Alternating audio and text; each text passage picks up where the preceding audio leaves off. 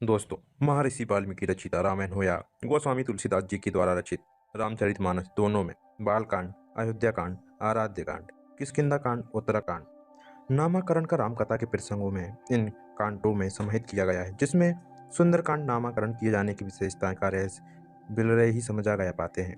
विशेषकर वे लोग जो नित्य प्रतिदिन सुंदरकांड का पाठ करते हैं, वे इससे भली भांति जानते हैं। रामायण जन मनोहर मधु काव्यम। रामायण जन जन के प्रिय है। यह आदि काव्य है जिसके सभी पात्र और उनकी कथाएं सुंदर है, इसलिए कांड का नाम सुंदरकांड रखा गया है। रामायण सबके मन में बसी होने से मनोहर और सुंदरकांड अत्यंत मनोहर और सर्वश्रेष्ठ है।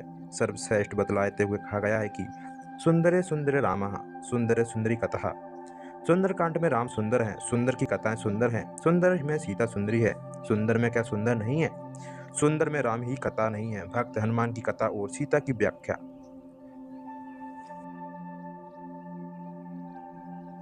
हृदय को द्रवित कर देती है। यह सुंदरतम और प्रश्न उठता है कि फिर सुंदर सुंदर रामा क्यों कहा गया है?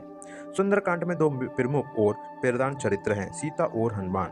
हनुमान तो भक्त हैं और सीता शक्ति है और राम शक्तिमान है। श्री राम सीता अभिनेत्र एक उन्हें पृथक करके नहीं देखा गया है, क्योंकि सीता के हृदय में राम बसे हैं और ऐसा कोई फल नहीं आया जब सीता ने राम को विस्मृत किया हो। तथा हनुमान ने भी जो भी परिक्रम दिखाए वही अभ्यास नहीं होने दिया कि वे उनके द्वारा किए गए हैं। अहंकारित हनुमान ने भी जो दुर्गम दुर्ज विलोचित कार्य किए, उस सभी कार्य को शेष उन्होंने अपने प्रभु श्री राम को दिया। यही सुंदर कथा है जो सुंदरकांड की शोभा बढ़ाता है। रामायण के प्रत्येक कांडों का नामकरण करते समय व्यक्तिगत चरित्र, जीवन और स्थान विशेष प्रासंगिक रखे गए हैं, जहाँ हर एक व्यक्ति के चरित्र व गुणों को प्रकट होते हुए उनके गुणों को सर्वोत्तम शिखर पर देखने को मिलता है। बालकांड में रावण के बचपन में बाल स्वरूप से ताड़का स्वभावबद्ध अहिल्या उद्धार धनुष भंग कर सीता स्वयंवर का चित्रण है, तो उत्तराकांड में रावण वध का चरित्र के प्रसंग को विस्तार रूप दिया गया है। अयोध्याकांड, आराध्यकांड और किष्किंधाकांड में अयोध्या का उल्लेख, वन प्रदेशों का उल्लेख वे अलावा किष्किंधा का उल्लेख है। राम और रावण के युद्ध को लंका कांड नाम दिया गया है, जबकि सुंदरकांड इन सारे पहलुओं से पृथक है और यह नाम सर्वथा उच्चासन पर होने से अन्य किसी कथा या प्रसंग सुंदरकांड के आसन पर आसीन नहीं हो सका। सुंदरकांड में सभी के चरित्र, विशेषकर इसमें सीता और हनुमान की कथा भी सुनाई गई है। सीता शक्ति है और राम शक्तिमान है। शक्ति और शक्तिमान के अन्य भक्त हनुमान जी हैं। शक्ति रूप सीता का हृदय श्री राम को नहीं छोड़ सकता। राम के सौंदर्य को लेकर सीता त्रिलोक सुंदरी है, अतएव राम ही सीता बनकर सुंदर हो रहे हैं। राम तपनीय उपनिषद में कहा गया है, ये वो श्री रामचंद्र भगवान या जानकी पुत्र श्री राम साक्षात भगवान है और देवी जानकी रामा।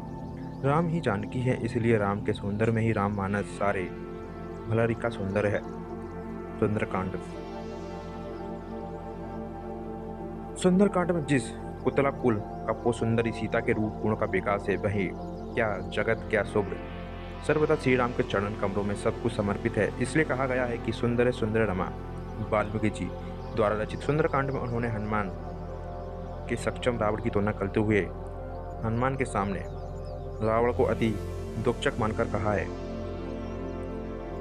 गोस्वामी तुलसीदास ने सुंदरकांड की पहली ही चौपाई की शुरुआत में सुंदर वचनों से की है कि वे हनुमान के अपने विस्तृत को चुके पराक्रम की याद कराने के बाद उन्होंने अपने बल का व्याख्यान करते हैं। एक ऋषि की शराब से वो भूल चुके थे। हनुमान जी को स्मरण आता है कि तो उसकी परीक्षा के लिए वहाँ एक पर्वत का प्रसंग गोस्वामी जी रखते हैं कि मैं सुंदर शब्द की पहली बार उल्लेख किया और हनुमान जी जैसे ही उस पर्वत पर गाँव रखकर या पाँव रखकर कूदते हैं, वह पर्वत पाताल में धंस जाता है। सुंदरकांड में सुंदर क्या है? हनुमान का स्वरूप जो भीमाकार कर लिया है, जो अंगद गगनाकार सागर को लांघने के लिए है। सत्य योजना सागर को पार करते समय देवताओं ने उनकी परीक्षा लेना सुरसा का विद्वान बनाकर प्रस्तुत किया, जो अपने बुद्धि बल में सुरक्षा की परीक्षा पास करने के लिए सुरसा के शरीर का आकार से दोगुना चौगुना रूप धरने के बाद उनके मुख से वापिस आकर विदा मांगी। मेनक पर्वत समुद्र से आ जाना और हनुमान से कहना कि थक गया होंगे, विश्राम कर लें और कुछ भोजन ग्रहण कर लें। तब हनुमान द्वारा कहना कि राम काज कीने बिना मोही कहाँ विश्राम, मैं राम के काज से जा रहा हूँ, इस समय मुझे भोजन और विश्राम के लिए समय नहीं है, मुझे शीघ्र जाना है। हनुमान की बात सुनकर मेनका पर्वत सागर में लौट जाता है। हनुमान सागर लांघते आगे बढ़ते हैं, तभी एक निशाचर जो आकाश में उड़ने वाले पक्षी जीव जंतु की परछाई सागर के जल में पड़ते ही उनकी परछाई पकड़ उन्हें खा जाती है। वह राक्षसी हनुमान जी की परछाई पकड़ लेती है। हनुमान जी तुरंत उसे मारकर समुद्र पार लंका पहुंचते हैं, जिस पर तुलसीदास जी सुंदर शब्द का दूसरी बार प्रयोग कर लिखते हैं। लंका का वह सोना पर होटल रंग बिरंगी मड़ियों से जड़ा है, जिसके अति सुंदर घर हैं।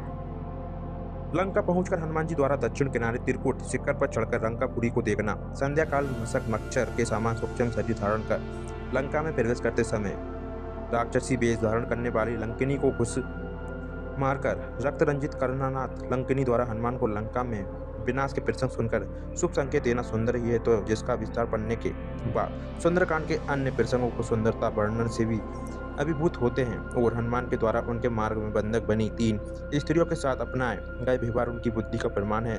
जहाँ पे पहली स्त्री सुरासा के सामने विनय करते, दूसरी स्त्री सिहिका को यमलोक पहुंचाते और लंका को एक मुस्किंडा मारकर ठीक करते हैं।